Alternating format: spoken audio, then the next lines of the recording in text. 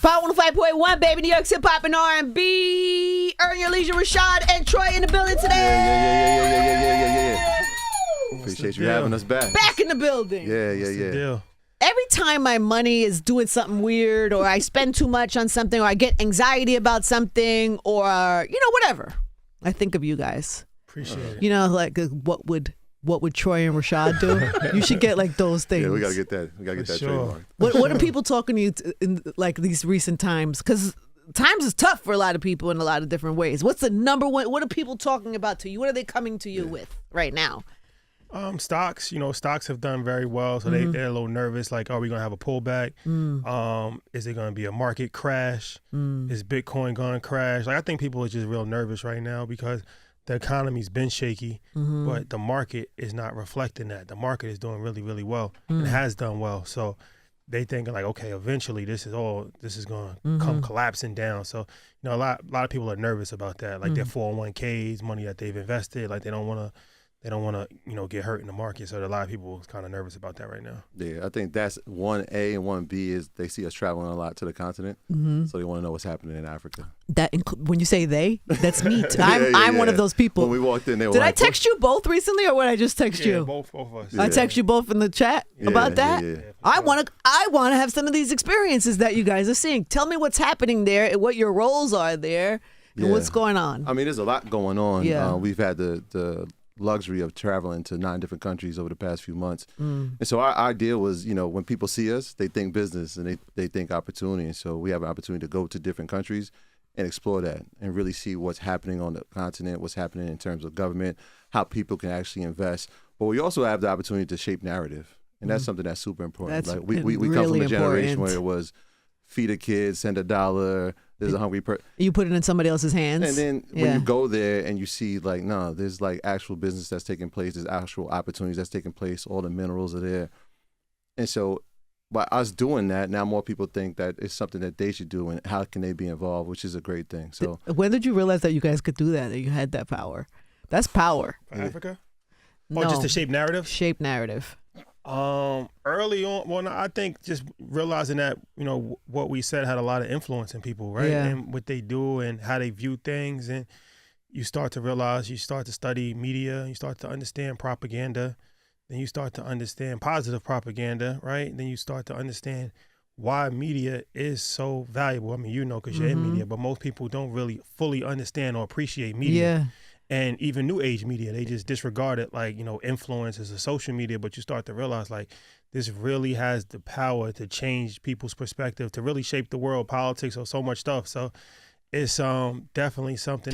Does it ever trip you out? Like you guys have a thought about something you share and you see it actually, I don't know, just going to different places and I don't know. All the countries, because Ghana's been on the map for a while. Yeah. And then Nigeria, there's so many Nigerians. Shout out to all the Nigerians out there. We on our way. But there's so many other countries in Africa that nobody, like we just came back from Guinea. Vast majority of people never even heard of Guinea before. Yeah. Right? Or Cote d'Ivoire, which is the Ivory Coast. Or, Senegal. Or we go to Rwanda and people see Rwanda. The last time they saw Rwanda was Hotel Rwanda with Don Cheadle. Yeah. And they see Rwanda, they're like, this is beautiful. This is an amazing country. Like, and then like going to Kenya and actually showing them the safari in real time. So it's the places that people are not even thinking about. Like you said, Benin. Nobody was really thinking about Benin like that, right? So it's like there's so many hidden gems that I think like they get so to exciting. See. Yeah. To be part of that, right? Yeah, so exciting. You get to uncover things. I said, like, think about a continent that's surrounded by water, but we never think of a luxury beach on it in Africa. That's ridiculous. It's ridiculous. And so like when people see us post it, they're like, where are you? I'm like, we're in Africa. Yeah. And there are beaches and there's coastal properties and all that exists.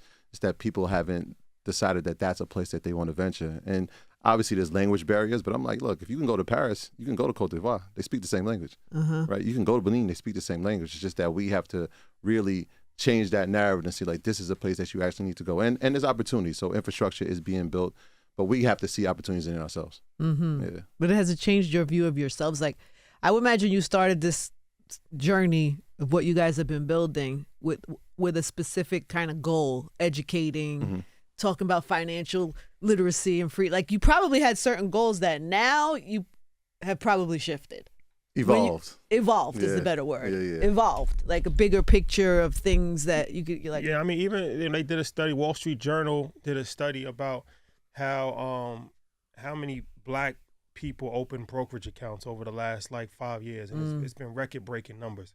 So, I mean, I think that we would have to play a part in that, right? So just understanding the power of your voice is extremely important, which is also something that I think every person in new age media needs to take responsibility for, because there's a lot of harmful messages, let's just say that gets repeated online, and it's not helpful. And like what? Give me something. Just celebrity. We don't want to highlight it, but debunk it. Celebrity gossip. I mean, just something that's just like not really useful, like celebrity gossip nonstop, right? Man, woman, 50-50 relationship nonstop. Like, you know what I mean? Like just even talking about Africa, like the diaspora wars, like talking about how Africans don't like black people in America, talking about like the vice versa. You see that like, a lot. It's a lot of divisive. And I get it because it catches the algorithm, but I don't think people understand the power of their voice. They probably just looking at it like, hey, I'm just getting views, you know, this is just my hustle. But it's like you're really influencing people. You're causing division. You're making people, you know, become dumber. And it's really not helpful. And it's like, you know, we get bombarded, our community gets bombarded with that nonstop. So I think that if people really, really understood the power of their platform, hopefully they would just have some level of more responsible ways to use it. Yeah, like we over-index on that. Like the nonsense, we over-index at it because we like to be entertained. But I think what you're saying is important, right? Like when we walk in, people are like, oh, those are the guys that know finance. Those are the guys that can help me with my credit. Those are the guys that are doing something in Africa. So that changes narrative, right? So like that brokerage account thing is real because when people see us, they want to talk stocks. They could be talking about like who the best rapper is. We could do that too. Yeah. But like, who is the best rapper? Is Sean Carter still alive? Yeah, Sean Carter. Sean Carter? Yeah, Sean Carter. Yeah. Okay. In 2025? In 2025, Kendrick. Okay. Yeah. This week? Still Kendrick. Still Kendrick? And I'm a Drake fan, but yes. Yeah. Do you find you could be a Drake fan and a Kendrick fan at the same time? 100%. I went to Toronto to see the show. You don't ever feel conflicted? I don't, because I'm a fan of music. And I grew up in an era where it was like, I love Jay and I love Nas. And I love Big and Pac. We grew up in the era. It's a different era. For sure. I feel the same way, by the way. You and me. I am you. I feel the same way. Anyway, you know what I mean. It's been a long day. I'm tired.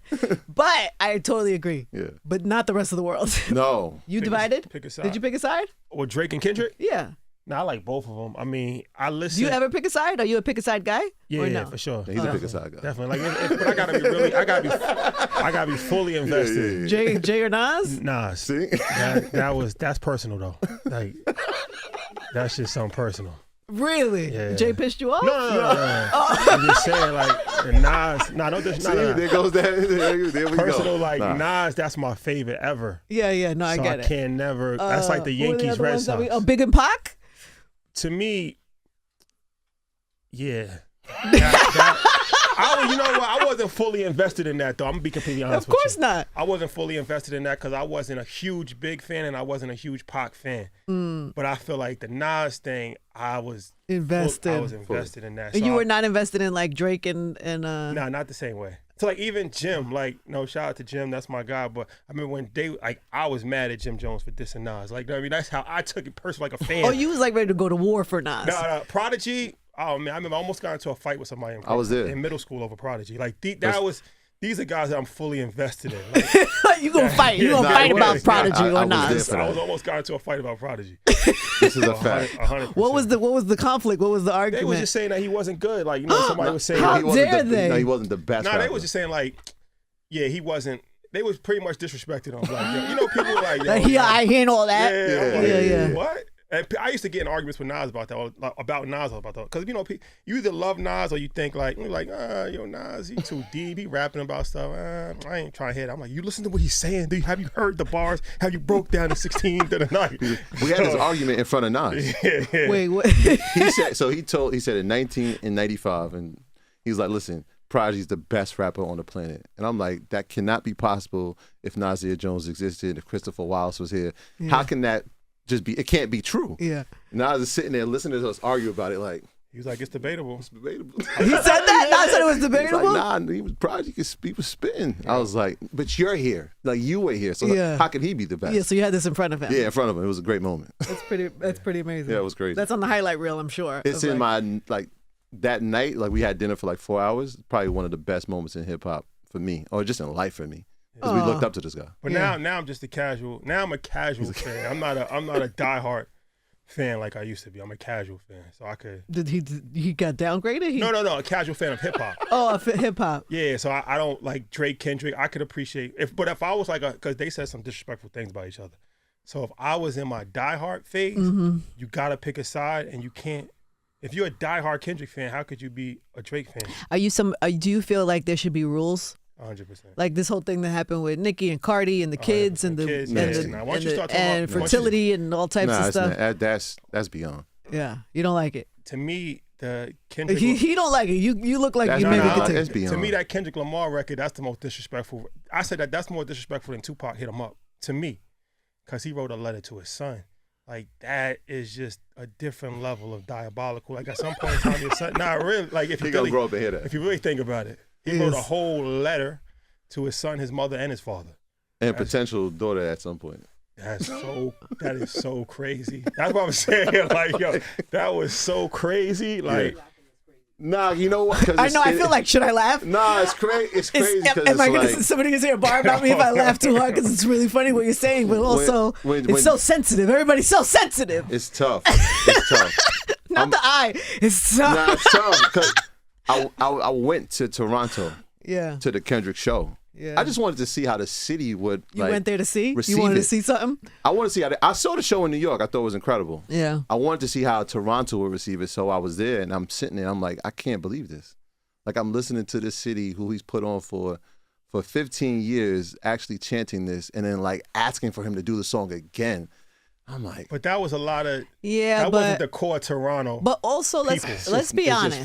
That was Niagara Falls. Fans, not Niagara Falls. You know, but fans they be fickle because they'll do that, and then if there was an intermission and an hour later Drake popped out and hit you with some hits, they's gonna be right. The fans are gonna be right. It's always with fans. It boils down to the music 90% of the time. There are the diehard fans that will fight you in the lunchroom over Prodigy or whatever. But for most fans, I feel like life is fucking lifing. They like their favorite song, make the good music. But that Tupac Biggie got real. The West Coast really. Well, because they gave people something to cling on to, which is you're representing your town. And now it's more than just the artist, and so people bought into that. But now look, we got LA versus Toronto. It's the same thing they're doing World with Series. Yeah, and in politics, it's like all of a sudden if you're Democrat, Republican, you can only you got to stay on your side of the wall. Like everything, like you were saying, everything is so divisive, and same thing in hip hop too. Same thing. You know the one thing that unites people? What? Money. Mm-hmm. Everybody loves it, right? Everybody love that. So we got to figure out how we got to make it. So where do we mix? Where do we separate? What to do with it? How to? I think we're at a crossroads here. I like how you brought it back to money. That was pure. Like, you're a media guy now.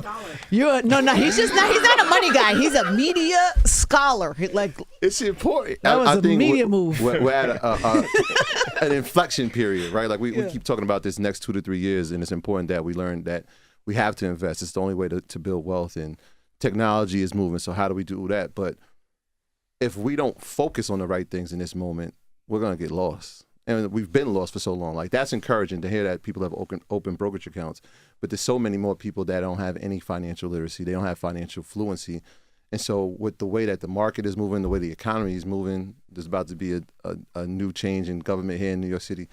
We need to figure out where we're going to be, how we're going to play a role in it. Yeah. Or that gap that they talk about, like I don't like to call it that wealth gap, is going to be so far gone that it's going to be impossible to catch up. Are you seeing any improvement on education with finance? I'm talking about like in school systems or any of that. Like, if one of these mayors could say to me, if I could disagree with 80% of what he did, but one of these mayors would say to me, in public school systems, this is now mandatory to teach kids about this, and this. Yeah. That could sway me. That we're going to teach our kids in public school. I'm happy you're saying that. About... No, like seriously. I think about it now. We do have a curriculum that's in schools now. Look at me. I was teeing you up. I didn't even know I was teeing you up. This is why she's a legend. We have a curriculum that's in 20 high schools in the Bronx right now. Love this. And trying to get it citywide. So the next mayor whoever the next mayor is, that should be top of the These your agenda. guys, Yeah, next mayor. So we were we were 100%. close this time, right? We were very close. We had a press conference that was scheduled to happen September 25th of last year, and if you look at the calendar, it's the same day that the indictment comes in for the mayor. So like press conference canceled, and then we had to put that on hold. But hopefully, with the new administration, we'll be able to launch that. Yeah, a few things happened, but you know. But what had happened was. Yeah. It's okay. Wait a minute. So no, come on, don't do that. Yeah. No, it's just a new. You know, the administration had a lot going on. So one of the people that had a lot going on was the also the head of education. The chancellor. So when they came down, a lot of people, you know, it was Thor. The Thor hammer came down. So it put the monkey wrench in what you guys had going on, which was actually going to be a great thing. Yeah, and it still is going to be. Yeah. So sometimes things have unintended consequences. Yeah. Right. But also sometimes. Maybe this is too for another day. This is a conversation because this is a longer conversation. Okay. There's so much. I'm going to just touch on it if you have something quick to say.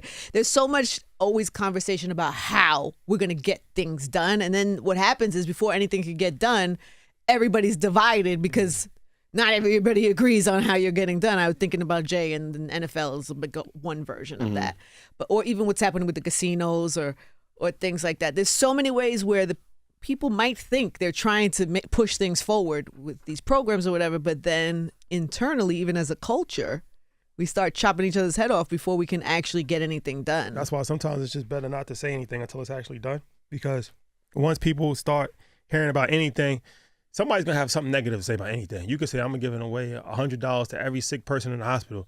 And there's going to be somebody online that's going to create a whole narrative of why that's a bad idea and why you're not doing 150 and then you're giving 100 to this hospital and not this hospital. And then before you know, it's going to be a whole online debate. And then, like you said, nothing actually ends up happening. People like to argue and nobody really likes to do things. So yeah, but look at the political system that we're in right now. Like that's the government shut down because of that. Like people would rather argue, blame each other than actually come and sit down at a table and act like adults. So it says a lot about the times that we're in. Yeah. But, you know, bureaucracy is a real thing when you're trying to get things done. And something like the school district, that's a huge hurdle to pass as far as, you know, getting so much red tape done in government, anything like that. So that's why, like, business is easier sometimes because it's like you just got to get things done. Like it might be a CEO, it might be a couple people.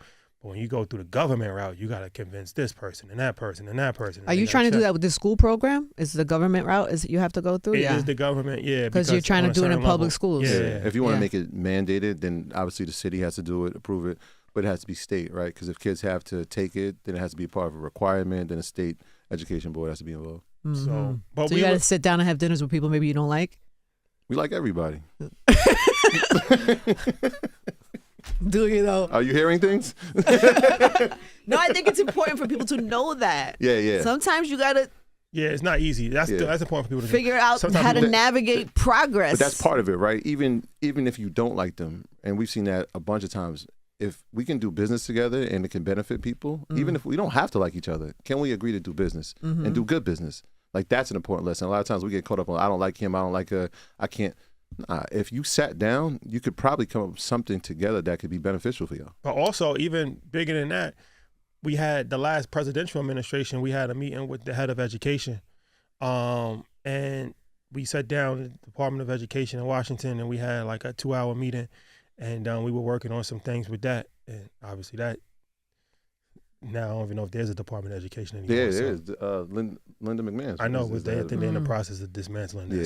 So yeah, a lot of times when you're dealing with politics, it gets a little tricky because you might be in favor, and then a few months later, you know, program cut. Mm-hmm. And that could be statewide, that could be citywide, that could be national wide, and it's like it's so sad for you and us as a world community. I feel that is that hard to do something just obvious and dope like. It feels very obvious, but that's important too. So like we have our own platform, so we can still teach. And then when we travel, that's also an opportunity, right? So the things that are limited here, it gives us access to, hey, we can potentially bring it here, right? So when we go to Ghana and we're talking about a population or the continent that is under 30, like 75% of the continent is under the age of 30. That's a huge, is that right? Yeah. Wow. So that's a huge base of people who may not have some of those skills that we can provide. So it leaves, we just got to see it as opportunity. I love that. I just had to write something down about that. See, I didn't want to right forget. without looking. I saw you look. I saw you. I saw you caught me. I saw you caught me while I was doing it. You caught me, guys. I was trying to be quiet while you were writing. Like, don't forget, it was about Ghana or something about Ghana. Oh yeah, we bring you. No, we bring you. Got you. I wasn't not listening. I was just trying We to. said the last time we saw each other, we said a couple of things. We're going to Africa. We're going to Africa. So funny. And we're going to see you in August. We said those things. Amazing. You know what? What we were talking about, to bring it full circle, actually, is what made me think about things in the school and education in the school is that I've been doing these events with Chase, which you guys are doing. They're doing your show, too, the Hulu show, right? The Chase Foundation Forward. Chase Freedom Rise. So they were having these events. They had me go to Brooklyn. I went to the Bronx, and it was all meeting with parents. But people, not parents, people who have young adults who want to like introduce them to these things. And so some of the kids came from the schools, and I realized that the people who had the most questions, by the way, I was not the financial expert. I was just the host of the event, and then there were people explaining to them Freedom Rise. But the people who are most interested and had the most questions and were the most like, were the young people. Because this is their life, it's their future. This is, and they need information. They're like starving for information about how to get money. When I get it, what do I do with it? Worried about the mistakes they make. And I don't know, it just made me feel sad that it's not a basic education system that we, 100%. that we don't And teach that to our kids. They're not embarrassed to ask questions either. No, it's great. Yeah. No, the event was great and the kids were great. When I say kids, they're college students. Yeah. They're young adults. They're right at that point in life where it's either they're going to figure this out by trial and error, which we hope doesn't happen, and we've been victims of that, or they can have the education and use it in the correct way and potentially leverage the education, especially when it comes around credit, to benefit them. Like we fall victim to that so many times, especially in college, where it's like, I have no job, I have no money, I'm on campus. There goes those people that are offering me a $200 limit. I mean, I'll take it. But what do they do? What's the advice? What do you say? The advice is always to get the education first, right? I think, and I was a victim of that, right? It was $200 credit limit. I didn't know what an APR was, right? I didn't know what the annual percentage rate that I had to pay back on that. I didn't understand what a credit score was. Like, I didn't understand the utilization rates, and so I got the 200. I'm spending the 200, right? If I paid back, what's my minimum payment? I think that's like one of those key things that people got to be like, the minimum payment. Oh, it's $15? All right, I'll pay $15. Every time that I don't pay back that 200, that 30% or 25% interest rate, it just keeps raising and keeps raising. And then what they'll do is something slick. They're like, oh, you used 200 and you paid back 20. You know what? Let's raise you up to 400 and see if you do the same. And then that habit of just like raising the limit, and then spending up to the limit, it keeps you in that cycle of paying off that debt. And so that education piece is important. So what do you tell that kid? What is the number one thing they can do? Like, is it in terms of saving? Is it in terms of I think it's paying off? Like, what is the? Yeah, it's important. I don't discourage them from getting a credit card because you have to establish credit. Like that's one of those things. Like you got to have credit history, and it's also important to have age on your credit. So how long have you got credit? Because it's really a trustworthy system, right? How much will an institution trust you? So I encourage it, but then teach them about what utilization is, right? If they give you 200. How much of that can you use? We always tell them 30% or less, right? I'll tell people 10% or less. So if you got the 200, use $25 to $30. And that could be something as quick as like, I'm only using this card to get coffee. I'm not. So you use that as a way to get your credit rolling without going into debt. Exactly, and be disciplined about that. And the more you do that, then you'll start to see the increase on the limit. Now it's 400. All right, well, you have a 400, that's the limit. All right, well, what's 10% of that? All right, well, now I could use 40. All right, I'm still using, maybe I'm doing gas once a month with this card to establish credit, which is really the trustworthiness, and then say, all right, well, I've shown that I'm trustworthy here. Maybe I can go here and get credit as well. So now you have a mixture, and that's something that they look at as well. Now you're going in the right direction. Your wheel is going in the right direction. Exactly. Do you ever get tired of talking about this type of stuff or no? Nah, because every day you get questioned about it, but it's always like an opportunity to teach. I'm a teacher by nature. Like that's what I went to school for. So anytime I get to educate people, it's like, all right, let's do this. Yeah. And you? Sometimes. You're like, come on, man, I fucking told y'all how to do this 25 times. Why do I gotta keep telling y'all? Get the book. Get the YouTube. Get the book. It's on YouTube.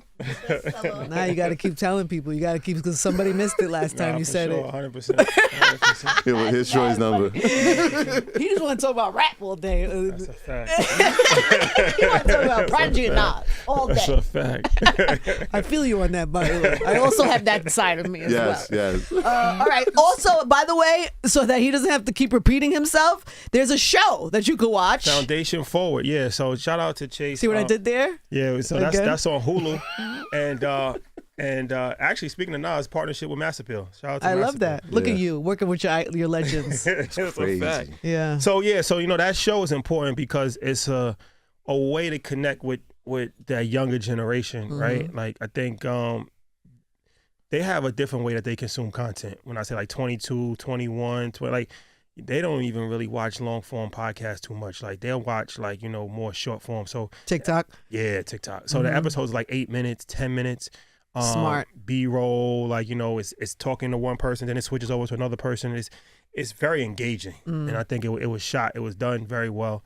And it's talking about, mistakes about, how to buy a home correctly. And like you said, credit limit and mistakes about credit and, things that you may not get at home if your parents didn't know, or even your peers, because your peers might be going through the same thing that you're going through. So I think it's a great way for young people, really anybody, but I think especially for young people to kind of have that on board to their credit journey so they don't make mistakes. Because if you do make a mistake, it can cost you in the long run. So you want to make sure you start out on the right foot. So yeah, Foundation Forward, it's on Hulu. Foundation Forward. How many episodes are?